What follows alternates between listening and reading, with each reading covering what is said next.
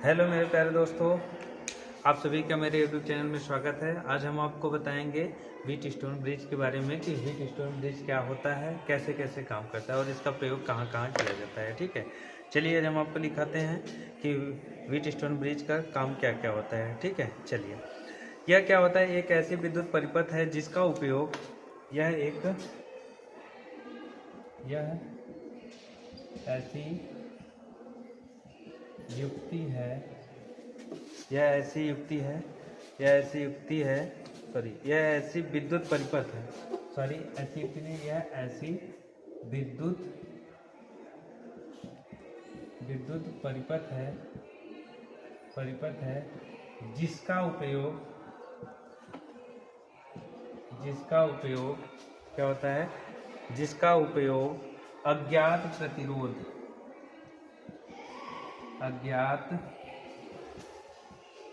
प्रतिरोध को ज्ञात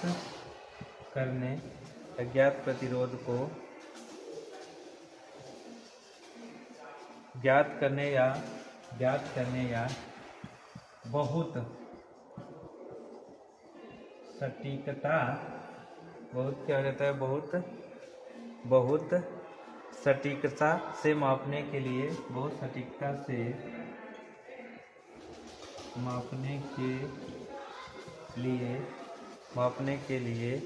क्या हो जाता है, किया जाता है।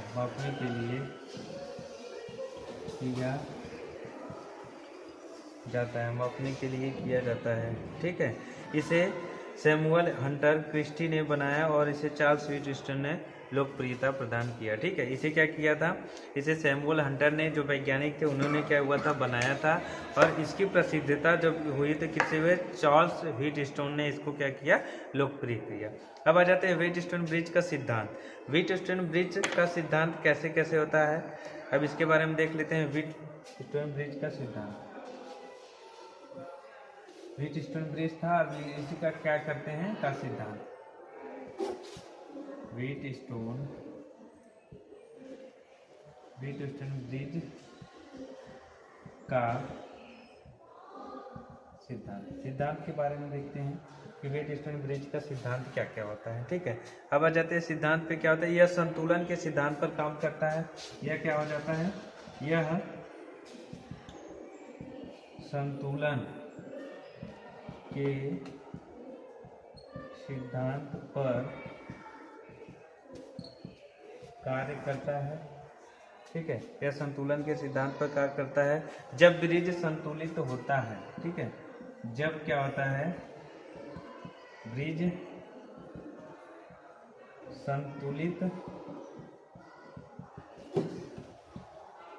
क्या हो जाता है, संतुलित होता है। ठीक है, क्या होता है, गैल्वेनोमीटर से धारा शून्य होती है। क्या हो जाता है इसमें, गैल्वेनोमीटर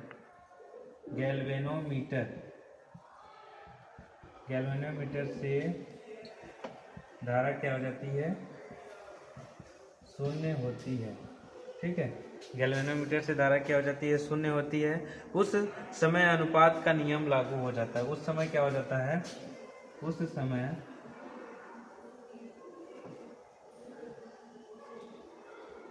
समय अनुपात का नियम लागू हो जाता है। अब इसमें क्या नियम लागू होता है, देखिए, P बटे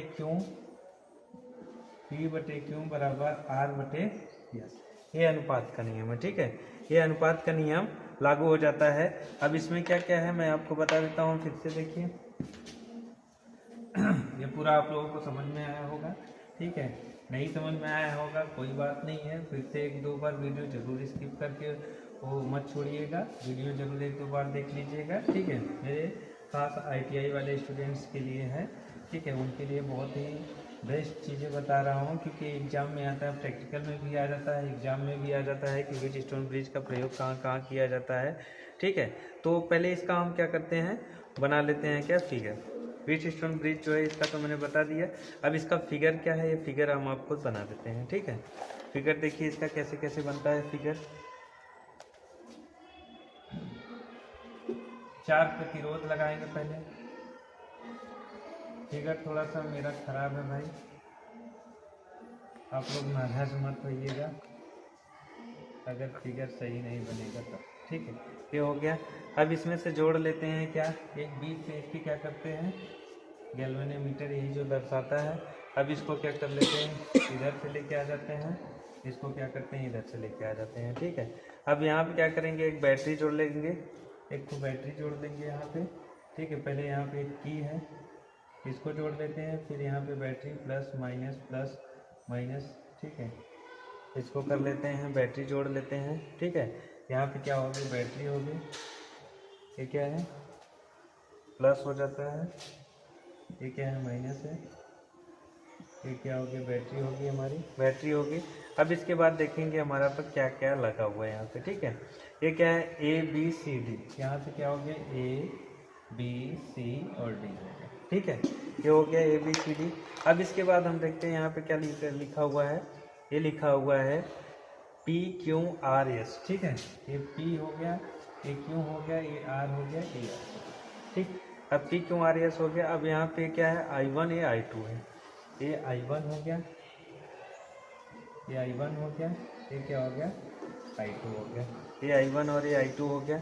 अब इसके बाद यहाँ पे लगा हुआ है क्या, अब ये देख रहे हैं आप लोग जानते हैं, ये I1 हो गया, ये I2 हो गया, ठीक है।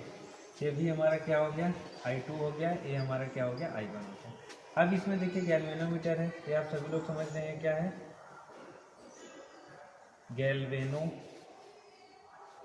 गैल्वेनोमीटर है, ठीक है। ये हमारा क्या है गैल्वेनोमीटर है। अब इसमें देख लेते हैं इसको संतुलित कैसे कर रहा है, ठीक है। अब यहाँ से हमारा क्या हुआ, ये जो है अब यहाँ से निकल के धारा किधर से जा रही है, ये हमारा प्लस है ना, ये इधर से निकलते हुए जा रही है, ठीक है। अब ये देखिए इधर आई, फिर इधर आई, इधर से निकल रही है धारा कौन सी, I1 प्लस I2, ये क्या I1 प्लस I2 है।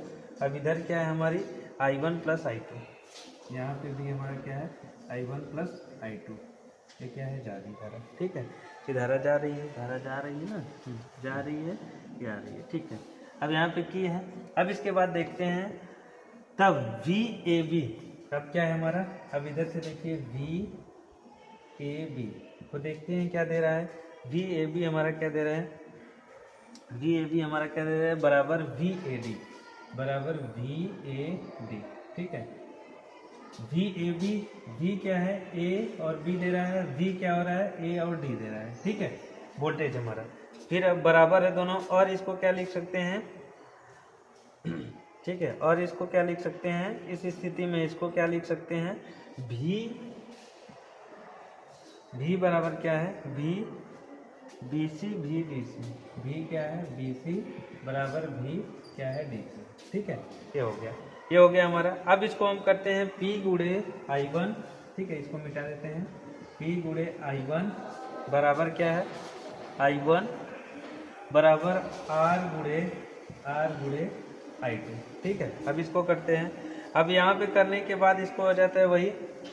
फिर दूसरा क्या है, क्यों बराबर क्या दिया है, क्यों गुणे I1 R गुणे I2, ये ना R गुणे क्यों बराबर, सॉरी R नहीं होगा यस होगा, यहाँ पे पी आर तो हो गया, क्यों और यस बचा ना, क्यों और यस, क्यों कहाँ है यहाँ पे है, यस हमारा यहाँ पे है, ठीक है। ये हो गया क्यों गुणे I1 यस गुणे I2, ये हो गया, ठीक है। अब इसके बाद हम आ जाते हैं, अब इसको रख देते हैं P गुणे I1 अपान R गुणे क्या हो जाएगा, सॉरी R नहीं होगा, वही सोच रहा हूँ, क्यू गुणे I1 बराबर क्या हो जाएगा R गुणे I2 अपान यस गुणे I2, ये आई से कट गया, I1 से I1 कट गया, I2 से, तो बच्चा क्या P बटे क्यू बराबर R बटे यस, ठीक है। यही हमारा क्या है फार्मूला है, यही हमारा क्या निकल के आ गया, ये फार्मूला। इस प्रकार ये क्या हो गया, यस बराबर इस बराबर इस क्या कर सकते हैं, यस बराबर क्या हो जाता है, यस बराबर हमारा ये भी हो सकता है कि R क्यों अपान क्या हो जाएगा P, यस बराबर R क्यों अपान हमारा P भी हो जाएगा, ये भी फार्मूला हो जाता है, ठीक है। अब इसमें देखिए इसको प्रयोग कहाँ कहाँ किया जाता है, ठीक है, इसको प्रयोग कहाँ कहाँ किया जाता है, ये मैं आपको बता देता हूँ कि इसका प्रयोग कहाँ कहाँ किया जाता है। इसमें इसके भाग क्या होते हैं, 4 प्रतिरोध लगे हैं, PQRS है, एक गैल्वेनोमीटर हमने लगाया है, ठीक है। उसके बाद इसमें बैटरी लगी हुई है, फिर इसमें कुंजी लगी हुई है, एक की लगी हुई है इसमें, ठीक है। अब संतुलन जब इसका होता है P गुणे S बराबर क्यों गुणे R होता है, तो ये हो जाता है S बराबर QI अपन QP, ये लिख दिया हमने, ये भी लिख दिया, ठीक है। अब इसके बाद आ जाते हैं ये काम हेवी ट्विस्टन ब्रिज काम कहाँ कहाँ करता है, क्या करता है, पहले सभी कनेक्शन जोड़ते हैं, ठीक है। पहले सभी कनेक्शन को क्या कर देते हैं, हम जोड़ देते हैं, फिर PQRS को एडजस्ट करते हैं, ठीक है। फिर उसके बाद क्या करते हैं, तब गैल्वेनोमीटर हमारा क्या होता है, 0 दिखाता है, ठीक है, ये हो जाता है। अब इसके बाद क्या है, उपयोग इसका कहाँ कहाँ होता है, अज्ञात प्रतिरोध में, अब अज्ञात प्रतिरोध को मापने के लिए होता है, मीटर ब्रिज में होता है, फिर उसके बाद सेंसर सर्किट में होता है, फिर उसके बाद तापमान मापने वाले उपकरण में होता है, फिर क्या होता है, इलेक्ट्रॉनिक स्लैब में होता है, ठीक है। इसके फायदे क्या क्या होते हैं, क्या करता है, बहुत सटीक माप देता है और सरल तरीका भी है इसका, और क्या है, कम गलती की संभावना रहती है, ठीक है। बस इतना ही। अब आपको अभी गैल्वेनोमीटर का टॉपिक दिया हो, बताया हो, इसको आप जरूर एक बार देख लीजिएगा वीडियो को, फिर अगली वीडियो में कोई अच्छी सी टॉपिक लेकर के मिलेंगे, दूसरे से तीसरे दिन हम आपको वीडियो अपलोड करेंगे। तब तक के लिए धन्यवाद। आप मेरे यूट्यूब चैनल को लाइक कीजिए, शेयर कीजिए, सब्सक्राइब कीजिए।